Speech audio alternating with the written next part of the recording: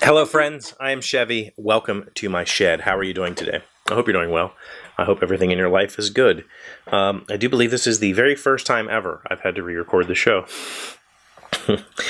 Because I recorded it, I thought I turned the camera off, went upstairs, took the memory card out, which immediately corrupts it if the camera's not off. It wasn't off, so I have to start over. Essentially, that is a good lead-in to today, and that is that I'm really scatterbrained lately, and I realized that yesterday going through the show.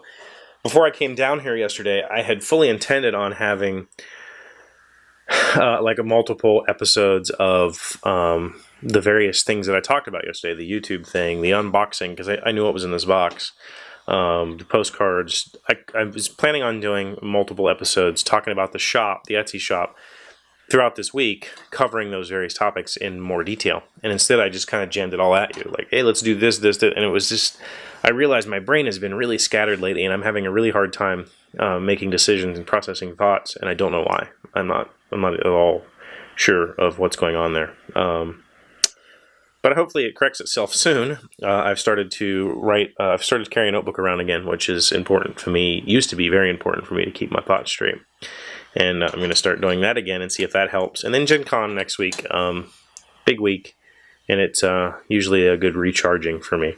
Speaking of, I worked a little bit on my little meeple guy tonight, testing out this pattern bit that was sent yesterday. Or this pattern, not a bit, this is a pattern. This is not a pattern bit, this is a pattern bit.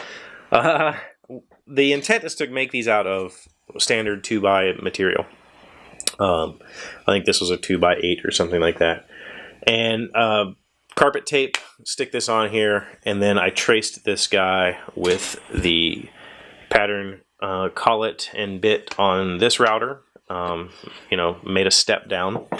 Then I can take that to the bandsaw and cut out the rest of this as close as possible as I can get to that.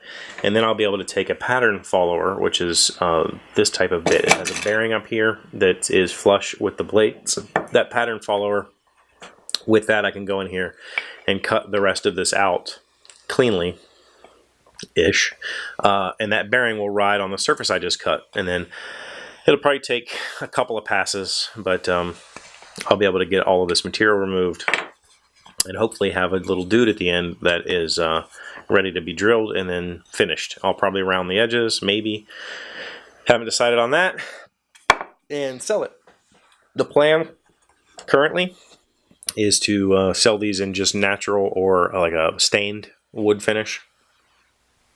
I eventually would like to make a painted version, but I need to make sure that I can produce them in quantity first. And so to do that, I'm going to try to do the stained version first and see if that sells. If it doesn't sell, then I'll start offering the colored versions. And I plan on offering the colored versions anyway, but we'll see. Speaking of, there's been no more orders in the shop, just the one order from Elliot. I knew that. I knew that nobody was, I knew that it wasn't, the stuff I had put up so far wasn't like anything that was going to fly off the shelves or anything like that. And that's okay. It's fine. It is what it is. I'm experimenting. That's the whole point. I'm going to keep experimenting with this guy. I think this guy will sell. And I have a few more kind of board game themed ideas that I would like to make. I thought of I want to make like a 2.5D like sari pawn wall hanging. I'm also going to make this guy as a wall hanging, probably using this larger pattern. I will cut this and make a painted or whatever wall hanging. So I have plans, and I think that since the majority of my audience I know from the board game world anyway is much more interested in stuff like this than just like primitives. So I'm gonna keep plugging away at it. I do have a custom order in the sign shop right now. A friend of mine from California requested a sign that says, it's for her chicken coop. It says, "Rise and shine, mother cluckers." And I think it's hilarious, and I want to make it. I priced it and all that stuff. The problem is I don't currently have a U. I haven't printed a U yet, and my printer's broke. And I don't, sorry if that was your ears. My printer's broke, and I don't know what's wrong.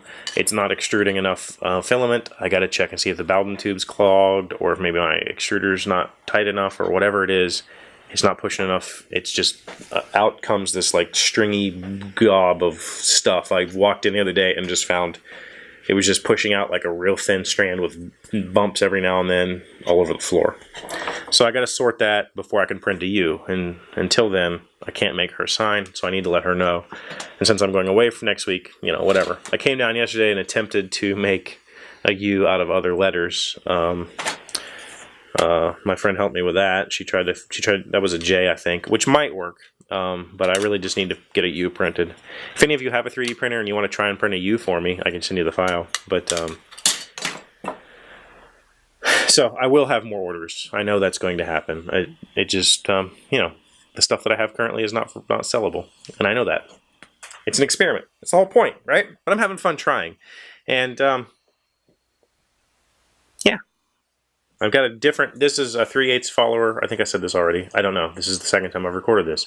This is a 3/8 pattern bit. This was cut with a 1/4 inch, but that 1/4 inch bit has this follower on it, so it almost duplicates this 3/8. So this 3/8 might work out perfect in these corners. I don't know until I try. But if it works great, perfect. I've got a, bam, I can make these pretty easily. Oh, that's the other thing I wanted to talk about. When I'm making something like this is made out of 2x construction pine, and construction pine is full of knots. This has knots all through it. It will not make a good piece if it's like that. Keeping that in mind, when you go buy construction grade lumber for something like this, this is actually a 1x, but it's a good representation. There's going to be all these knots all over it, and if this is 4.5 inches, so say I go buy a 1x6. Wherever these knot holes are, that 1x6 is completely wasted. I can't use this whole section, you know, I can't fit this guy in there. So I always oversize, buy bigger than you need, and that way you can get perfectly clear sections of wood where there's no knots, no nothing, and you can get really nice grain patterns and such. If you can move the guy around, you have a lot more option than just buying exactly the right size for this and then having to deal with inclusions and knots and whatever else you might find. So that's my tip: buy oversize and see if it works for you. But that's all I have for today. Thank you for being here as always. Thank you for liking, commenting, subscribing, being my bestest friends. I hope you'll come back tomorrow. I hope you'll, you know, come hang out with me every day, because I really love having you here. I'll see you tomorrow. Hey Doc, wait! I want to ask you something. Today's random fact comes from Mental Floss. Why do we blush when we are embarrassed? ASAP Science explains blushing as a reaction of the sympathetic nervous system and part of our fight or flight response. When you're embarrassed, adrenaline is released, speeding up your heart rate and dilating your blood vessels to improve your blood flow and oxygen delivery. Science!